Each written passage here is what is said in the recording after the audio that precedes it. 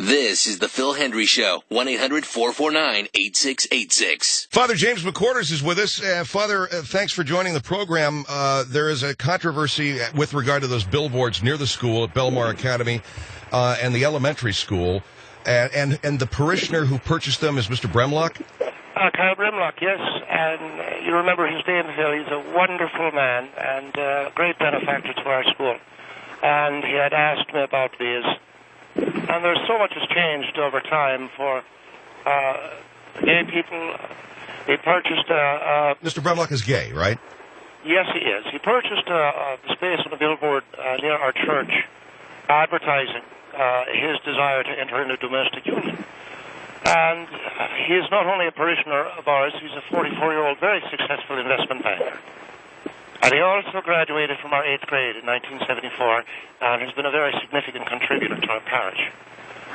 Well, the billboard is near your school and borders the 210 freeway, the elementary school, and it advertises this gay orientation. He wants, in other words, he's saying, I want a mate for life, right? It's very similar to what some straight people have advertised. I'm sure you've seen this billboard, saying, I need a wife. And so Kyle has taken that to his orientation. And it has raised some eyebrows. It prompted a call from the diocese, but I spoke with Kyle. I heard what he had to say.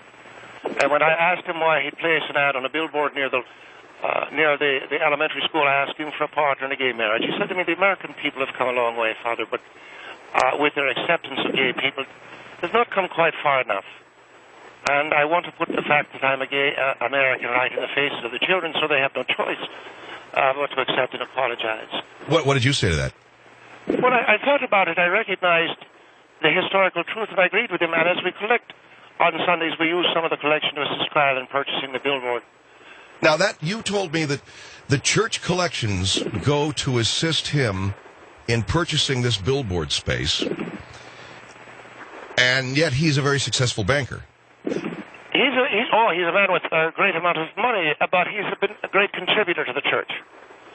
And so this is our way of saying thank you to him and to assist him in any way that we can. The answer to your question, the world of faith-based religion, whether it's Catholicism or the Protestant faith, when you give it in the collection plate, that is the end of your curiosity about where the money goes. Your faith in Jesus Christ carries you forward in a spirit of community and knowing that the pastor or the Monsignor will do its best with your money. And so, what about the church's attitude toward homosexuality, the Catholic Church? Is it significantly changed? Is it, you're a Catholic priest? I think that gay people have the right to happiness, to love, and to domestic union every bit as much as straight people do. And there's a lot that anyone's going to do about it. If they want to put up their billboards, they're going to do it. The war against homosexuality is lost. To answer your question, the war against homosexuality is lost. I think that our time is better spent embracing our gay brothers and lesbian sisters and bringing them into the community of the faith. The war against homosexuality is lost, meaning it was a war that the Catholic Church was engaged in with other Christian faiths, but is no longer. I can't tell you that officially the Catholic Church has stopped disputing or disagreeing with that kind of life. But I believe that the war against the gay has effectively been lost. And we now, I think, need to see the benefit of having these people in the church. And I had one of the people of the diocese, Father Staley, said to me, what is it you're giving? You're helping this gay man put this billboard up. And I said, I said to him very frankly, let me milk this for a while and see where it leads. And well, you say, let me milk this for a while and see where it leads. You've got a billboard outside your church where a lot of people see it, and it's outside the school where it says, hi, I'm Kyle Bremlock. I'm 44 years old. I'm a gay man, and I'm a gay American? That is correct, yes. And I am looking for a partner in life. And you've had a lot of people consider this inappropriate for the eyes of children. I don't think it's inappropriate for the eyes of children, Phil. Well, the man is in a baseball uniform, is he not? Yes, he is. And he's holding a catcher's mitt? That is correct. All right. You know, in the parlance of I don't know, of the gay world, that has significance, doesn't it? The eyes of the children, Phil, it's about baseball. The baseball season is over. The child is not going to ask the question. My understanding is that does represent something of significance, but I don't think it's any of my business or yours, and I'm not going to explain that to children. And I think it's enough. He's in a baseball uniform. And that signifies, with the catcher's mitt. Sure. But I would simply say this to you and to anyone. The man is a very successful banker. He's given a lot of money to our parish. Our children are going to be fine, and they're going to have to, as we say, they're going to have to suck this one up. All right, our number is 1-800-449-8686 on the Phil Hendry Show. You know, I see a lot of these billboards, or hear a lot about these billboards where, you know, I am an eligible bachelor, I'm looking for a wife, I'm an eligible this or that. This is the first one of its kind I've heard about where it is a gay man advertising for a domestic union with another gay man. I don't think I've heard of such a thing either. And I certainly never would be seeking out this kind of controversy. But I believe that when it is a member of your own church, or it's a member of your own parish, and he is a significant contributor, and I keep going back to that because there's the old saying about killing the goose to lay the golden egg, you know. Is he that much of a significant contributor that you're going to help him with this billboard? As I said to the diocese, let's ride this horse let's ride the horse until it collapses under us from want of water and food. I won't feed it, but I'll ride it. I won't give it water, but I'll ride it. You see what I'm saying? And all right, so you're going to use this man, or... No, I'm not using him. I'm simply saying, if he wants to put a billboard up with him in a catcher's mitt, have at it. All right, 1-800-449-8686 with Dr., or rather with Father or Mr. or somebody. Father James McQuarters on a gay billboard outside the, probably doesn't matter. I mean, with the kids in the school and this guy is saying he's 44, he's an investment banker, and he is looking for a domestic union with another man.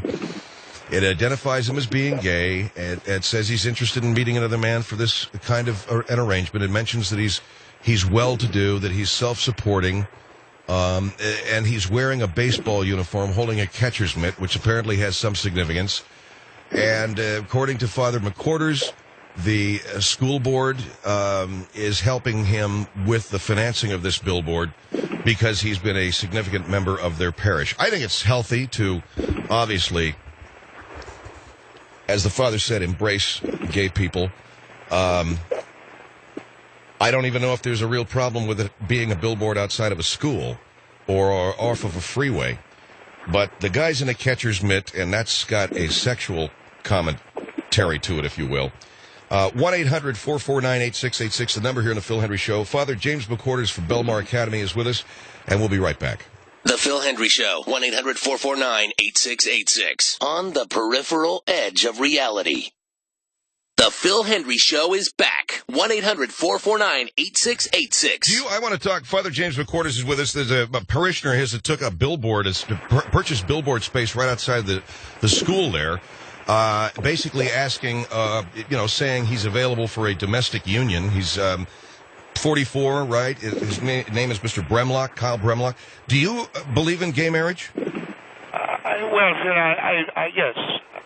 I think that gay people have the right to be married, and it's difficult for me to say it with a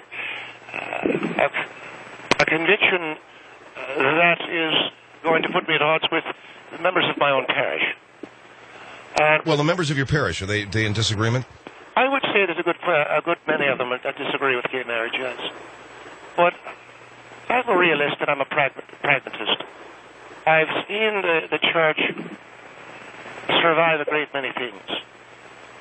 And I think if the church is going to survive the 21st century, I think the time is for us to see the opportunities that lay at our feet. And gay marriage is something that is going to help provide funds for the church, and help provide... How does it provide funds? If you look at the gay demographic of gay people, they earn more money than straight people. I've got enough... Forgive me, I've got enough hillbillies in my parish. I'm maxed out on hillbillies. I need people who've gone to school. This parish is in Glendale, California. And we've got a lot of people here that they can take an automobile apart, but ask them to read the real estate section and tell you what points and percentages are. And they're like a child lost in a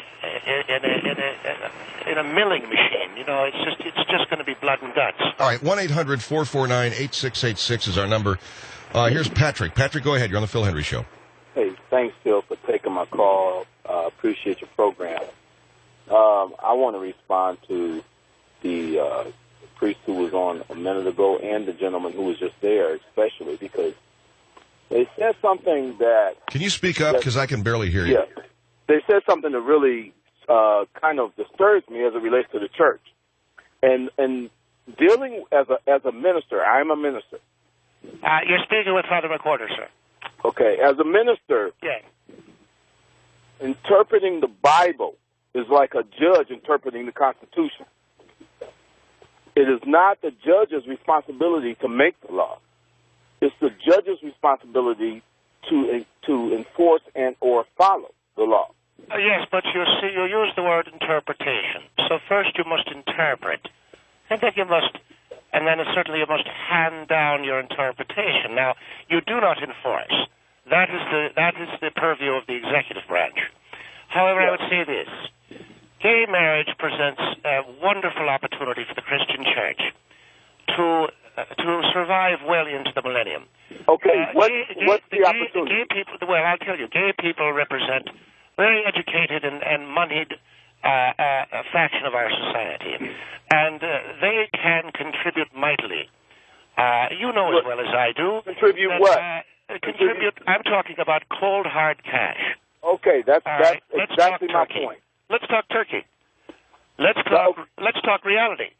I don't know about your faith, but the Catholic Church right now, as we say, is on its rear end. We're walking in shoes with holes in them. And, oh, come on. The Catholic diocese?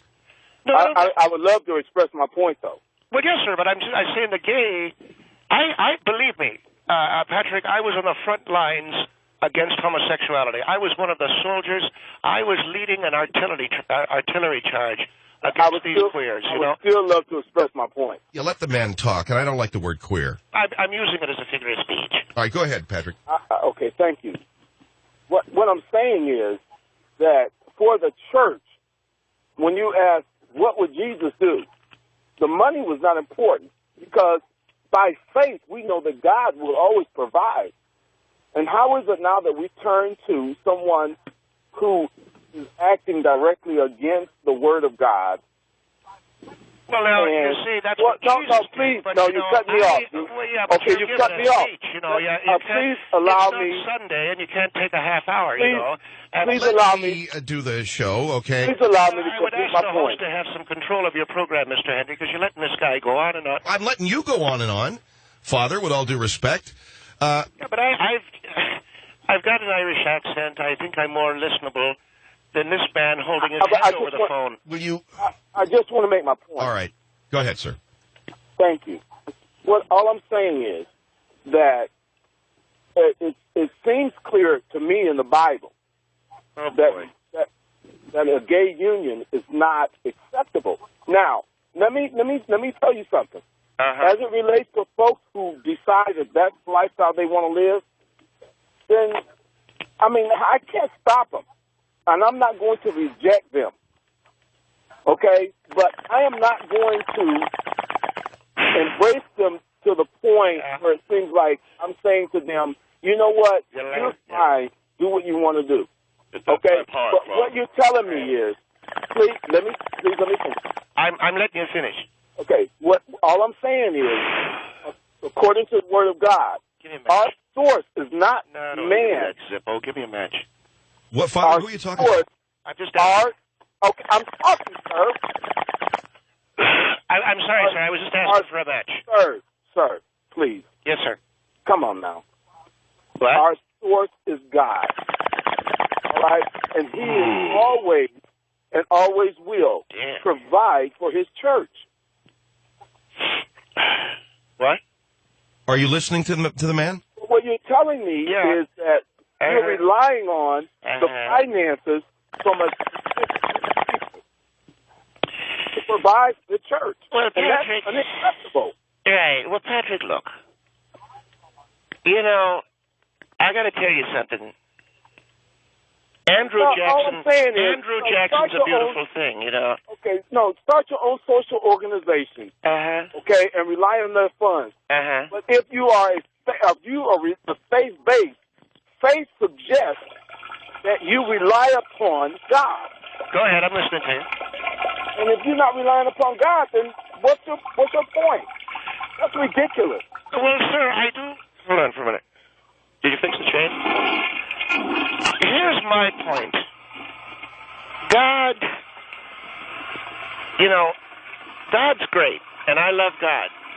But he's not getting out of my bed in the morning. You know what I'm saying? In other words, I got my own problems. Okay, so what you're telling me is you've heard of God. Oh, of course I've heard of God, but God's not see him. Hold on for a minute. Give me a match, will you? God is not getting, he's not getting into my Buster Browns, you know. He's up there. You out of your bed in the morning. No, I got to get out of my bed and giving you your Buster Browns. I got to get out of my bed and shag my ass out there. Excuse me. What do you mean shag your... Well, you know what I'm saying.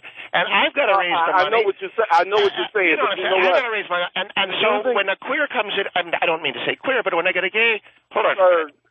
Sir, you're using God as an excuse for your nonsense. No, sir. I'm saying that when the gay comes into our church... Sir, don't blame it on God, okay?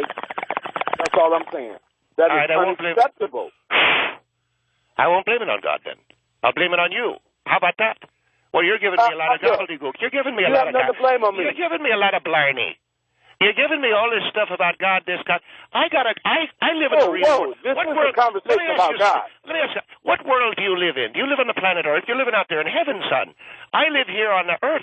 I got to get out there, and Daddy's got to make some... Excuse me, but you're not going to stay on the Earth, sir. Let me tell you You're going to leave here and go where? I understand it, Patrick, but you know what? In the morning, you know how you and I are, or how I used to be. Where I send the little lady out on the street because Papa's got to get some sleep tonight. You know what I mean?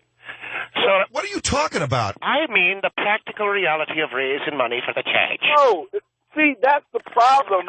That's the problem with non-faith. Practical reality, okay? Faith transcends that. Oh, I tell you what, Timothy Leary, why did you... Well, come on, you're telling this guy that he's got his head in the clouds? He's a flower power. He's one of these flower power types. Sir, we're not talking about that. Well, you're one of the flower power types. Union. What is that sound I'm hearing? All right. Listen, gentlemen, it's fascinating to hear two men theorize about the religion as it pertains to... What? What is that? I'm smoking a pipe. You're smoking a pipe? Yes, sir. Well, okay, I thought it was doing it on purpose. Do you hear what that sounds to me like? A bong. Yeah. Excuse me. Suddenly, boy, you two guys...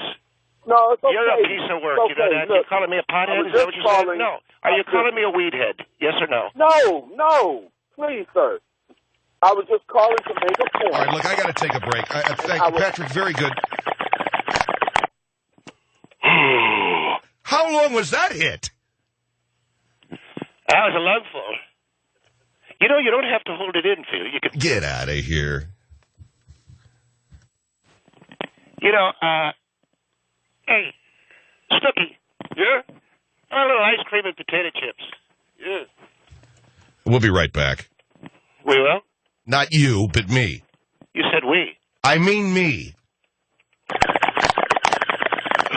Well, when you say you mean you... Oh, shut up.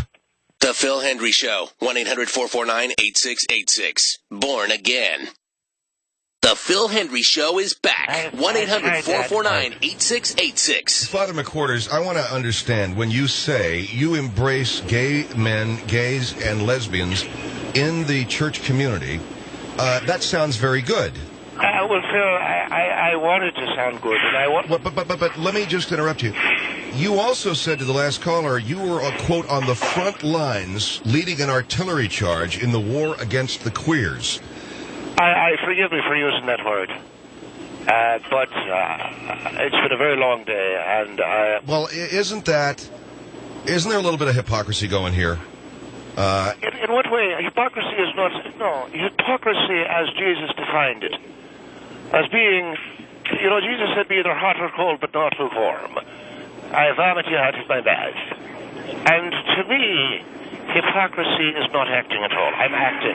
I'm trying to act in the best interests of my parish. So now that the war against the homosexual is lost, you have them in your parish. They're contributing heavily to the support of the parish.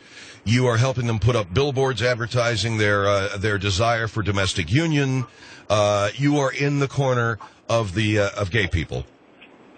Well, you're trying to make it sound like I'm some kind of a flim-flam man. I mean, what is this? Is some kind of a frame-up? No, I'm not trying to frame you up, and I'm not... What I said, Phil, was simply this. There was a time when the church fought the good fight against the homosexual. But that day is done. That day is over.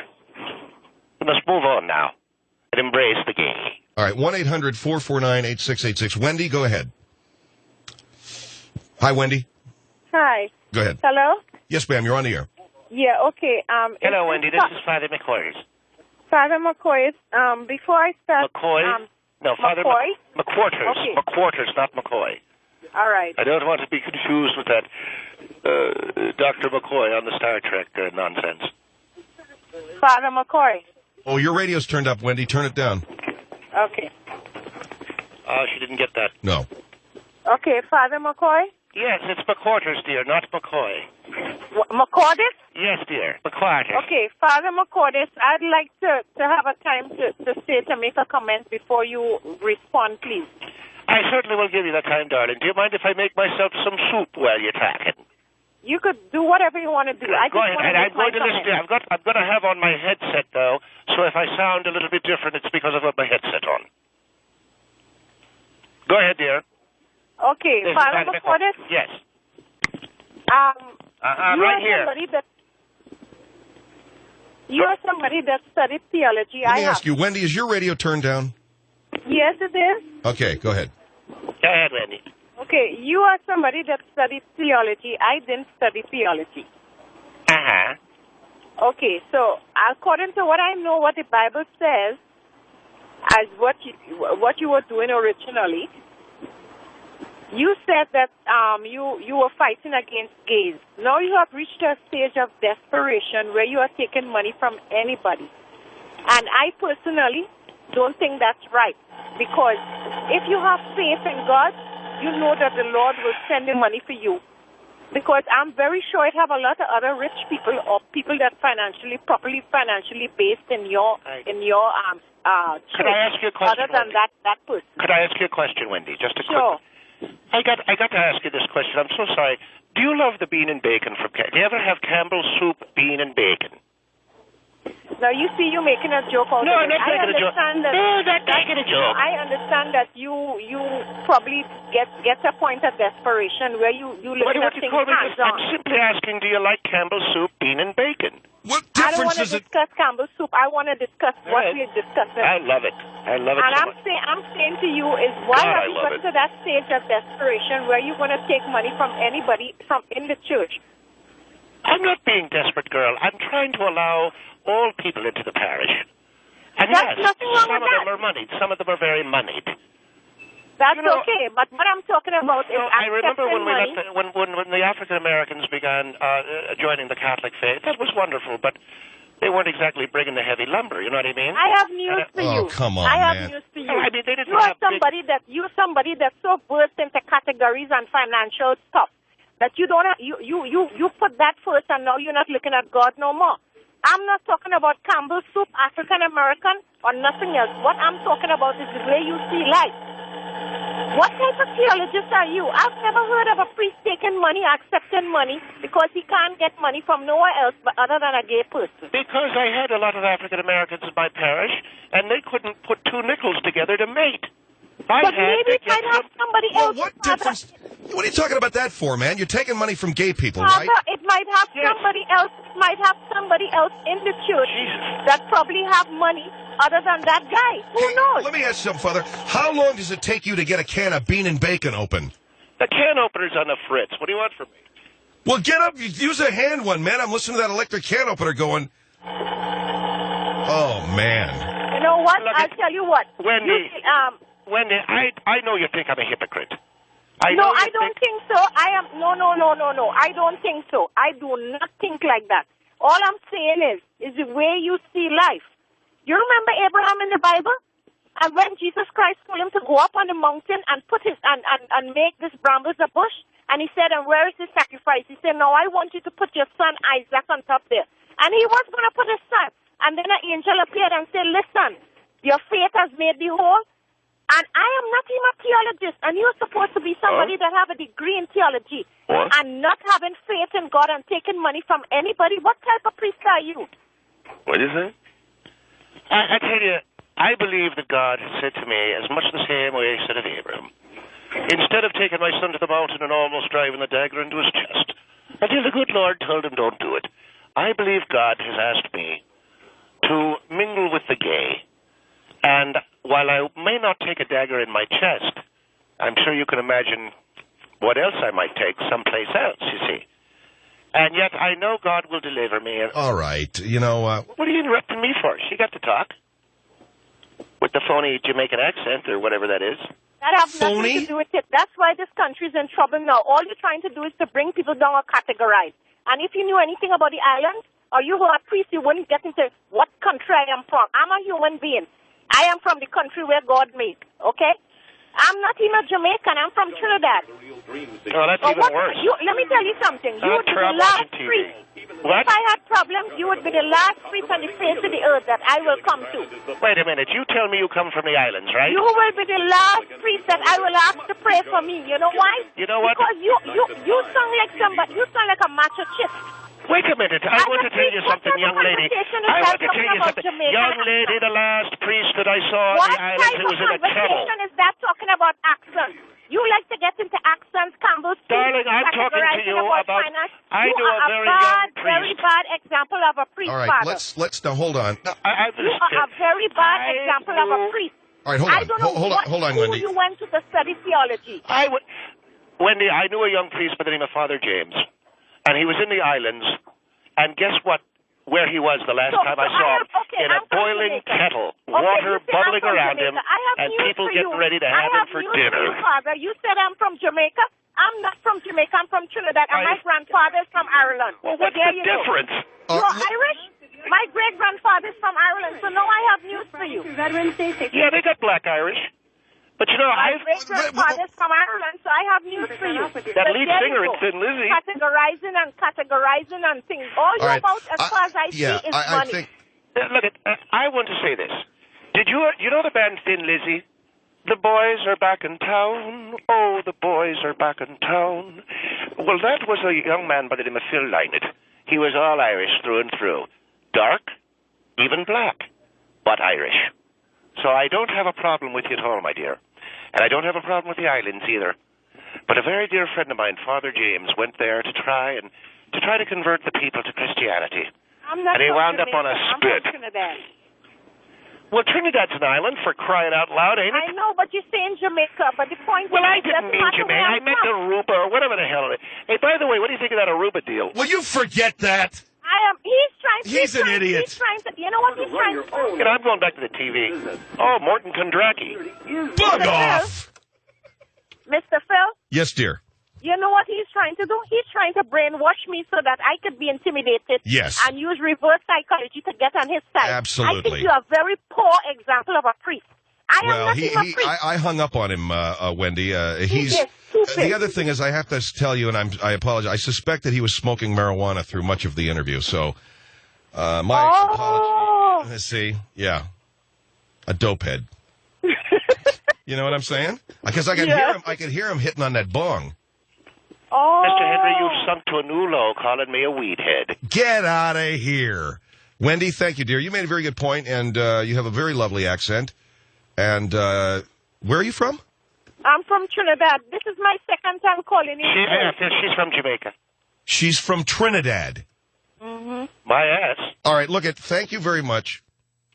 Phil Hendry Show. The Phil Hendry Show. 1-800-449-8686. Get a piece of fat and slide off. The Phil Hendry Show is back. 1-800-449-8686. But, one of the things, Father... What are you doing? I'm just sipping some bean with bacon. What? And you're watching freaking Superman, and I've got you on the air. Well, you know what? Bean with bacon and Superman is a lot more fascinating than your drivel. And listen to that woman from Jamaica. She's from Trinidad. Yeah, your dad. You know, Father, he's got it too good up there, man. You got it way too good up there, that cushy parish of yours. With the billboards. Yeah, I was on the front lines of the war against homosexuals. It's the Phil Hendry Show here, 1-800-449-8686. And we thank you for listening tonight. Father McQuarters, by the way, Wendy, you're a very nice lady. Poor girl was trying to get a word in, and you are from Trinidad. We dig it. You got a very nice accent, and even though you call like every week, you still don't get it, do you? Okay. By the way, this is totally apropos of nothing, but if you're interested, the cat who played Leatherface in Texas Chainsaw Massacre has a website, Gunnar Hansen's official website. And if you go to Gunnar Hansen's official website, the man who played Leatherface, there's a marvelous picture of him holding a gorgeous salmon in his home country of Iceland. Gunnar is from Iceland, so that dude with that fantastic character of Leatherface is this really kind of rugged-looking, bearded, handsome guy holding a big-ass salmon there in Iceland. And it says, greetings. As you may know, this site is focused largely on Texas Chainsaw Massacre. It's like, let's face it, man, that was it for me. Though there are plenty of other things here, including info on what I'm working on now and excerpts from pieces I've written. There will be news updates as well as pictures with friends and fans. And he's got merchandise, neat and creepy stuff. And he's got links, and he's got frequently asked questions. Now, I don't know if you're into Texas Chainsaw Massacre, but when you go to the frequently asked questions, there he is running down the road with that chainsaw from that farmhouse, one of the freakiest scenes. How'd you like that other scene in Texas Chainsaw Massacre 2 where they back the car up and they're racing and they saw off the roof of that guy's car? Frequently asked questions. Was it fun making Texas Chainsaw Massacre? And he says, no, it was difficult. The filming took 6 weeks, and I worked 4 of those weeks. During those 4 weeks, we shot 7 days a week, 12 to 16 hours a day. One shoot lasted 26 hours from noon on a Saturday till 2 p.m. Sunday. Boy, talk about a non-union shoot. Oh, my God. The temps were in the high 90s and low hundreds with high humidity, that wonderful Texas weather. Add a bit of running in the woods, and you got some miserable conditions. On the other hand, I love making the movie. I got to learn how a movie is made, and I got to work with a bunch of very talented, creative, and hardworking people. Wasn't the movie based on a true story? No, it was not. Toby, who's the guy? Tobe Hooper and the writer told me themselves one night during the filming they had heard of Ed Gein, the guy in Wisconsin. That was that famous psycho guy who, had the women hanging upside down in his barn, I guess. They heard about him, so when they set out to write this movie, they decided to have a family of killers who had some of the characteristics of Gein. The skin masks, the furniture made from bones, the possibility of cannibalism, but that's it. The story itself is entirely made up. So there wasn't any real story. How much money did they pay you to play Leatherface? And he answers, I'll never tell. Basically what that means is he probably got, back in the early 70s, probably a couple of $100 a day. He probably made a total of $3,000 for the movie. All right, we'll be right back. Phil Hendry Show. 1-800-449-8686. Did your dad ever put a banana in your shorts? 1-800-449-8686. The Phil Hendry Show is back. This guy, Gunnar Hansen, the guy who played Leatherface, the guy is still working in movies. In his biography on this website, which was last modified in 2001, so maybe he just said, you know what, this website stuff blows a duck. Get out of here. Probably some dude talked him into it. Hey, Mr. Hanson, we could do a website and everything. Chainsaws and junk? Yeah, sure, kid. Go ahead, do it, man. Oh, yeah, we'll make $1 million. You know, within 6 months, the whole thing is just dead meat. It's like, whatever, bug off. Can I get many more pictures of you in a Leatherface mask? No. No, you can't, man. But anyway, the guy, he's a writer, basically. I mean, that was his whole thing. But if you look at the list of movies he's done on IMDb, Texas Chainsaw Massacre was the first one, but he says he never really wanted to be an actor. And then he got into something, and then listen to the names of these movies that the poor guy did. I say poor guy. I mean, I don't know. I mean, he probably just took these gigs because they helped him, you know. The Demon Lover, Hollywood Chainsaw Hookers. I remember that kind of vaguely. Campfire Tales, Exploding Angel, Mosquito, Freak Show, Replicator, Hellblock 13, Hatred of a Minute, Rachel's Attic. Just a whole, and he's still working, man. He's got a movie coming out this year called Demons 5. Another one coming out this year called The Forest. Another one coming out this year called The Last Horror Picture Show. And another one coming out this year, Apocalypse and the Beauty Queen. This cat's been working steady since 2000. And then he was in a movie called Freak Show. Guess what the part was that he played? Freak Master. And then he was in a flick called Replicator, and the character he played, Dr. Kildare. 1-800-449-8686. The world-famous Phil Hendry Show.